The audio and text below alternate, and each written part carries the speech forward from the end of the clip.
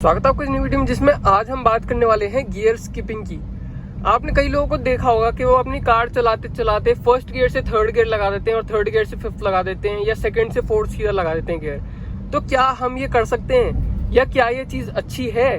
Gear skipping कर सकते हैं आप, वो मतलब कार की हेल्थ के लिए या उसकी जो ट्रांसमिशन है उसके लिए सही होता है या गलत होता है? तो वो ही आज हम उसके बारे में बात करने वाले हैं और वही चीज आज हम देखने वाले हैं। तो पहले अगर शॉर्ट में मैं आपको समझाऊं गियर स्किपिंग के बारे में, तो वही मैंने आपको बता दिया कि जैसे कार अगर तेज रफ्तार में होती है तो कई लोग क्या करते हैं, फर्स्ट गियर से सीधा थर्ड गियर लगा देते हैं, क्योंकि कार के जो आरपीएम होते हैं वो बहुत हाई चले जाते हैं। तो क्या ये सही है?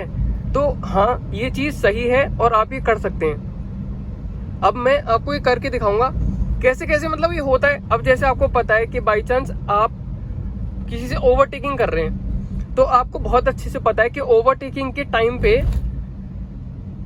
आप ऑब्वियसली जो आपका गियर है ना, वो आप एक डाउन शिफ्ट करके आप उसमें ओवरटेकिंग करते हैं। डाउन शिफ्ट मतलब जैसे आपका फोर्थ है तो आप थर्ड पे डाल के उसको ओवरटेकिंग करेंगे, आप किसी से करेंगे। तो वो इसलिए जिससे कि आपकी कार की जो है एक्सेलरेशन एकदम से बढ़ जाए, उसकी स्पीड बढ़ जाए और आप एकदम से जो है ओवरटेकिंग कर लें।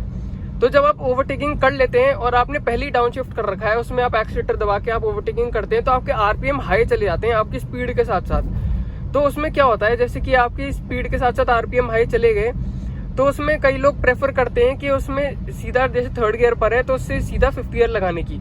उससे क्या होता है, आपका एक तो क्लच भी आपका बचता है कि आपको बार बार गियर नहीं लगाना पड़ रहा, और आपका कंफर्ट भी होता है कि थर्ड गियर के बाद आपको फोर्थ लगाना है, तुरंत उसके बाद आपको फिफ्थ लगाना है। तो इससे अच्छा कि थर्ड के बाद सीधा 50 लगा दो।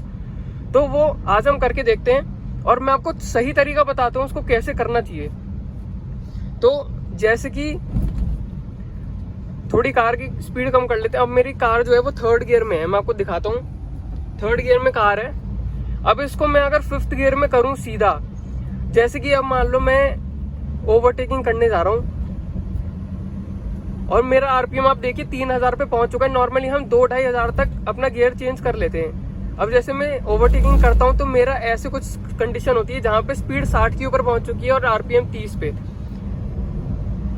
अब ऐसे में अगर मैं गियर स्किपिंग करूं तो कैसे करना है? अब मेरे को फिफ्थ गियर लगाना है, मेरे को क्लच दबाना है, फिफ्थ गियर डाल देना और वेट करना है आरपीएम के नीचे गिरने का। जब आरपीएम नीचे गिर जाएगा तो हल्के से आपको क्लच छोड़ देना है। ये लग गया फिफ्थ गियर।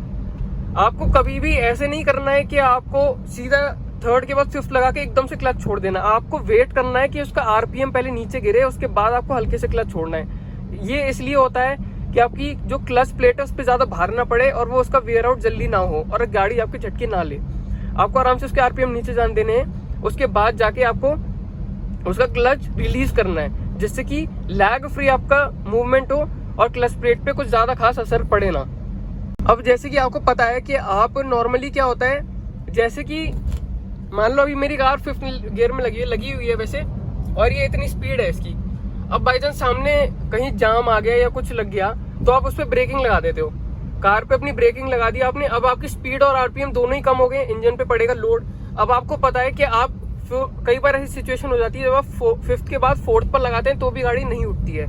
तो उसके बाद आपको क्या करना पड़ता है, आपको एक और डाउन शिफ्ट करना पड़ता है। जैसे कि अब मान लो मैं अपनी कार 30 पे ले जाता हूँ। अब 30 पे आपको पता है कि फोर्थ गियर में उठ सकती है लेकिन थोड़ा लोड लेगी, तो अब मैं अपनी कार फिफ्थ गियर से डायरेक्टली थर्ड गियर में डाल देता हूँ और ये कार आराम से उठ जाएगी। तो आपको जब पता है कि जब आपकी स्पीड कम हो रही हो उसमें आप डाउन शिफ्ट कर सकते हैं, डाउन शिफ्ट करते टाइम भी आप स्किप कर सकते हैं, तो आप अप शिफ्ट के टाइम भी बड़े आराम से स्किपिंग कर सकते हैं और इसमें कोई गलत नहीं है। बस ये है कि आपको स्किपिंग करने का तरीका आना चाहिए। आपको कभी भी झटके से क्लच नहीं छोड़ना है, वो तो आप नॉर्मली भी नहीं छोड़ना चाहिए आपको गाड़ी चलाते टाइम, और स्किपिंग के टाइम तो बिल्कुल नहीं छोड़ना चाहिए। वेट करना है आपको आरपीएम थोड़ा कम होने का। जब जैसे कि आरपीएम 3000 पे है, उस पर आप डायरेक्टली फिफ्थ लगा के एकदम से क्लच छोड़ देंगे तो गाड़ी आपकी झटके लेगी और आपके क्लच प्लेट पे पड़ेगा जोर। वो आपको बिल्कुल नहीं करना है। आपको उसका आरपीएम का वेट करना है कि वो 1000 के आसपास आ जाए, उसके बाद आपको हल्के से क्लच छोड़ना है और गियर स्किपिंग कर देना है। तो यहीं तक थी ये वीडियो देखने के लिए आपका धन्यवाद। जिसने चैनल सब्सक्राइब नहीं किया प्लीज चैनल सब्सक्राइब कर लें। वीडियो देखने के लिए आपका धन्यवाद। मिलते हैं आपसे अगली वीडियो में, तब तक अपना ध्यान रखें, सुरक्षित रहें। Thank you so much.